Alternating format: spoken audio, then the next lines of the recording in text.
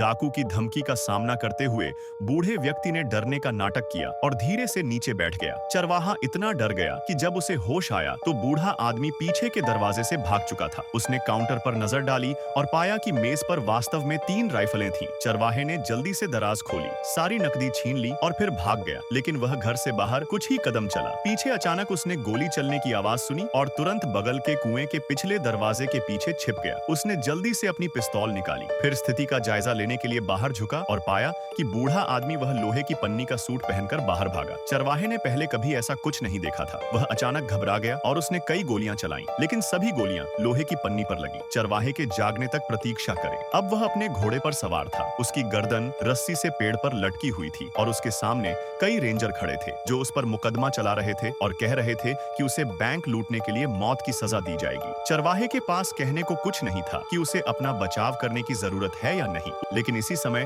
भारतीयों का एक समूह अचानक बाहर आ गया। यद्यपि भारतीयों के पास पर्याप्त हथियार नहीं थे, फिर भी वे संख्या बल में बढ़त के साथ उन्होंने जल्दी ही सभी जजमेंट रेंजर्स को खत्म कर दिया। सौभाग्यवश उन्हें द्वेष के बीच स्पष्ट अंतर पता था और उन्होंने काउबॉय पर हमला नहीं किया, लेकिन उसे जाने भी नहीं दिया। मुझे बिल्कुल नहीं पता। थोड़ी देर बाद चरवाहे की जांघ के नीचे बैठे घोड़े को भूख लगने लगी और वह जमीन पर पड़ी घास फूस को कुतरने लगा। आसपास की घास फूस धीरे धीरे उसके द्वारा खा ली गई। जैसे जैसे घोड़ा आगे बढ़ता रहा, चरवाहे की स्थिति जल्द ही ऐसी हो गई कि उसे फांसी पर लटका दिया जाने वाला था। अचानक उसने दूर से एक चरवाहे को आते देखा और वह दौड़कर उसके पास गया। सौभाग्य से चरवाहे ने मदद के लिए पुकार सुनी और समय रहते उसे बचाने के लिए दौड़ पड़ा। हालांकि इस महत्वपूर्ण क्षण में वह अपनी शूटिंग कौशल दिखाना नहीं भूले। बदले में चरवाहे ने मवेशियों को चराने में मदद की, लेकिन इससे पहले कि वह ज्यादा दूर जाता, कानून प्रवर्तन अधिकारियों का एक समूह अचानक सामने से आ धमका। अजीब बात है, चरवाहे ने देखा, वह एक झटके में भाग गया और इससे पहले कि चरवाहा कुछ समझ पाता, उसे मवेशी चुराने के आरोप में पुनः गिरफ्तार कर लिया गया। पता चला कि सारे मवेशी उसी आदमी ने चुरा लिए थे। चरवाहा बलि का बकरा बन गया और वह केवल अपने आप को ही दोषी ठहरा सकता था कि उसने बाहर जाने से पहले कमरे की जांच क्यों नहीं की। कई उतार चढ़ाव के बाद चरवाहे को फिर से फांसी के तख्ते पर भेज दिया गया। उसके आसपास के लोग इतने डर गए कि वे रोने लगे और चरवाहा भी डर गया। इस पल चरवाहे ने